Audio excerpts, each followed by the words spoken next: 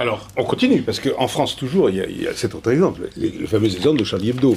Je vous montre, je vous cache le visage ou vous... Oh non, vous pouvez y aller. Ça va, je peux montrer, d'accord. Alors, pas de jaloux, hein, les extrémistes ne semblent pas en reste côté musulman. Alors, votre réaction, Tariq Ramadan, à l'attentat, comme dit Claude Guéant, contre la charia Hebdo, puisque c'est ça qui a provoqué la colère. Une condamnation absolue et sans condition, quelle que soit la personne ou le groupe de personnes qui a fait ça, c'est une condamnation. Ça ne se fait pas, ça ne se discute pas. On peut être... Vous savez, quand tout ça a commencé au Danemark, avec il y a 5 ans. Il y a 5 ans, ma position aux musulmans danois a été de dire, prenez une distance critique, vous n'aimez pas ce qui est dit, mais vous êtes des citoyens d'un État, et c'est dans le débat que les choses se font. Il n'y a pas à réagir, un, par la violence, et deux, même, j'étais contre le fait de ceux qui sont allés en procès contre Charlie Hebdo, l'union de l'organisation, le CFCM, le Conseil des musulmans. Pourtant, le CFCM dit, mais...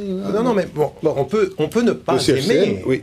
On peut ne pas aimer ce qui est fait, on peut trouver que c'est de l'humour. Pour moi, c'est un humour tout à fait relatif. Ça me fait pas tellement rire. Mais vous dites pas mais. Je dis pas de violence, pas d'attentat, débat critique et ouvert. C'est tout. Pas d'exclusif, pas de restriction. Non, pour tout le monde. D'ailleurs, ce que vous dites sur le plan du blasphème ou l'autre est tout à fait important. J'ajouterais quand même, parce que là, c'est là où nous ne serons pas d'accord, c'est que cette critique, elle doit non pas simplement être pour le blasphème, elle doit être pour tous les États du monde.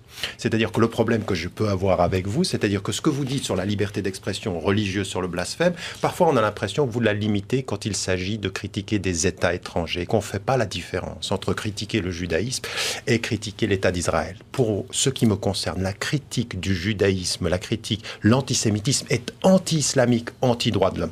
Mais il faut que vous entendiez que de là où nous sommes, il faut que nous puissions critiquer l'Arabie Saoudite, il faut que nous puissions critiquer Israël sans aucune limitation, c'est-à-dire c'est le droit citoyen. Parce que le problème qui alimente la pensée victimaire, c'est l'idée que on est à... C'est relatif, quoi. C'est exactement, c'est relatif. C'est que pour certains pays, on peut, et pour que d'autres, on ne peut pas. J'aimerais que ce que vous avez dit sur le blasphème pour tous, on puisse le dire pour la politique, pour tous, de la même façon. Vous allez répondre, mais vous allez réunir, vous, des hommes politiques français bientôt, le 20 novembre, c'est ça ? Le 20 novembre, oui. Questionnement avant les présidentielles. Hein, qu'est-ce que vous attendez? Nous n'allons pas réunir. Qu'est-ce que vous attendez d'eux? Ça a un rapport avec Israël? Ça a un rapport Non, nous avons le 20 novembre une convention, la convention nationale du CRIF, dans laquelle nous débattons d'un certain nombre de sujets. Comme il y a le dîner du CRIF, regardé par les gazettes souvent. Très différents, mais nous discutons d'un certain nombre de problèmes. Vous avez vu ce qu'avait dit Finkielkraut? Je n'ose pas le citer, non, je le cite.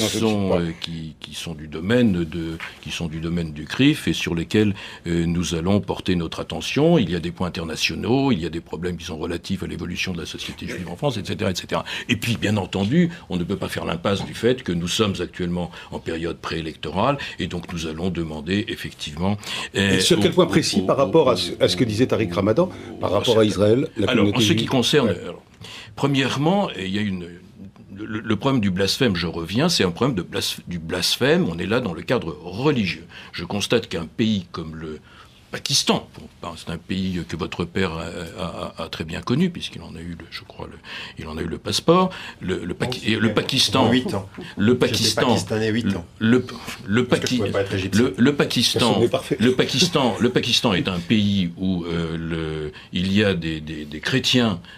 Des Ahmadis également, mais beaucoup de chrétiens, alors qu'il y a une toute petite minorité chrétienne, des chrétiens qui risquent la mort, ou qui ont des peines de prison extrêmement longues, mais qui risquent la mort, tout simplement parce qu'on a considéré qu'ils avaient blasphémé Mahomet. Je crois que là, il y a un élément auquel on ne prête pas assez attention et sur lequel on ne proteste pas assez. Je crois que ce type de loi est une... Alors, donc christianophobie dans certains...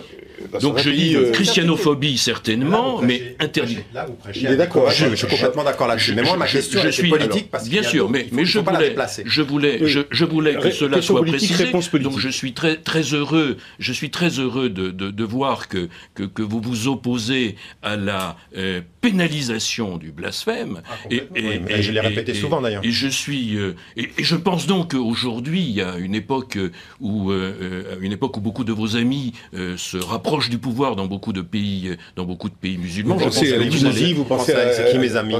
Je pense. Qui sont mes amis? Je pense qu'en Égypte... Vous pensez à tous les musulmans ou... Non, je pense en... Mes amis sont démocrates. Je pense les frères musulmans en Égypte, je pense en Libye, en Tunisie. Dites simplement que tous ceux qui sont mes amis, ce sont ceux qui sont et qui défendent la démocratisation des États et des sociétés majoritairement musulmanes. Ceux-là sont mes amis et de cela je me réjouis. Alors je serais effectivement très heureux que vous utilisiez de votre influence pour que dans quelques pays que ce soit et quels que soient ceux qui le dirigent, de mon dernier livre, je vais directement dans ce sens. Que vous défendiez effectivement cette liberté d'expression essentielle à notre société et à nos sociétés. Je la défends partout dans les sociétés majoritairement musulmanes et aussi en Israël. Qui est l'autorisation du blasphème. Maintenant je vais... Excusez-moi madame. Juste... Répondez, mais rapidement, sur la question d'Israël par rapport à votre rencontre. Écoutez, je pense que on n'a pas le droit de critiquer Israël quand on est un homme politique français. On n'a pas le droit de dire qu'il faut qu'Israël soit que la Palestine soit reconnue à l'UNESCO, reconnue à l'ONU. C'est comme ça. Soyons bien entendu que l'on a le droit de critiquer Israël, bien entendu. Et d'ailleurs, ceux qui critiquent le gouvernement israélien, je parle de la politique du gouvernement israélien, on a parfaitement le droit de la critiquer. Ceux qui la critiquent le plus durement, ce sont certainement les Israéliens eux-mêmes. Dans les journaux, les journalistes israéliens sont souvent des critiques extrêmement dures de la politique du gouvernement israélien. Ça, c'est une chose. Maintenant, lorsque la critique en vient à la demande de disparition du pays Israël, ça, c'est autre chose. Lorsque la critique d'Israël, lorsque la critique des pays se limite essentiellement à la critique d'Israël, quand Israël est le seul, ou quasiment le seul, comme ça se passe à l'ONU, au Conseil des droits de l'homme de l'ONU, quand il est le seul pays qui est critiqué, quand il est le seul pays sur lequel on focalise, parce que c'est ça qui se passe d'habitude, vous le savez bien, à partir de ce moment-là, on peut dire que d'une certaine façon, Israël commence à jouer le rôle de juif des nations, il commence à jouer le rôle de bouc émissaire, et là nous ne sommes plus soyons dans une concrets, critique. On va ouvrir, parce que je sais que vous citez souvent l'article 7 de la Constitution du Hamas. Absolument. Oui, il faut tuer les juifs, etc., et vous attendez qu'on supprime cette allusion à cette sourate, n'est-ce pas, du Coran. C'est pas une sourate. Alors c'est quoi? C'est pas une sourate. Monsieur Ramadan va le dire avec beaucoup plus de compétences que moi. Vous semblez être compétent sur le sujet. Je pense que c'est un hadith. En fait, c'est un islamique déguisé. Alors, donc vous dites, le jour du jugement ne viendra pas tant que les musulmans combattent les juifs, tuent les juifs, et tant que les juifs se cachent derrière des pierres et des arbres. Les pierres et les arbres diront, oh musulmans, oh Abdullah, il y a un juif derrière moi, viens et tue-le. Article 7 de la Constitution du Hamas. C'est l'article 7 de la Constitution du Hamas, et j'aimerais que M. Ramadan me dise ce qu'il pense de ce hadith. Parce que... Hadith, ça s'appelle.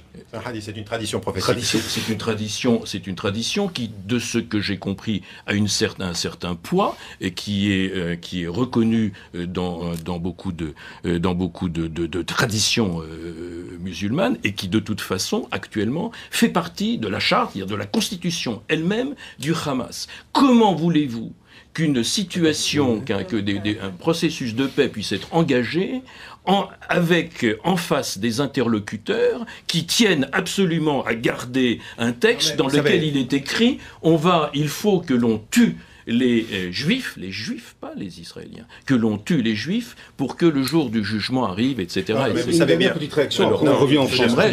J'aimerais là-dessus que vous me disiez, c'est inacceptable. C'est inacceptable, je vais leur demander. Non, mais non seulement je l'ai dit, la lecture littéraliste, même j'ai déjà dit, la lecture littéraliste d'un certain nombre de traductions est absolument infondée. On ne peut pas avoir la position de l'islam par rapport aux juifs et même par rapport au respect du judaïsme ne fait absolument aucune discussion. On ne peut pas confondre la résistance à l'État israélien avec le fait de dire il faut tuer des juifs, c'est inacceptable. Vous l'entendez, je l'ai dit et je le répète. Maintenant, la question, c'est que vous tournez ma question en quelque chose que je n'ai pas dit, c'est-à-dire l'idée que seul Israël serait critiqué. Mais soyons très concrets. Quand on a une émission de télévision qui fait la critique de comment Israël gère le processus de paix et que vous, le CRIF, vous faites une controverse absolue en disant une émission du service public, que ça n'est pas admissible, c'est là le problème. C'est-à-dire que vous réagissez comme des censeurs. C'est-à-dire que le journaliste ne peut pas faire son travail.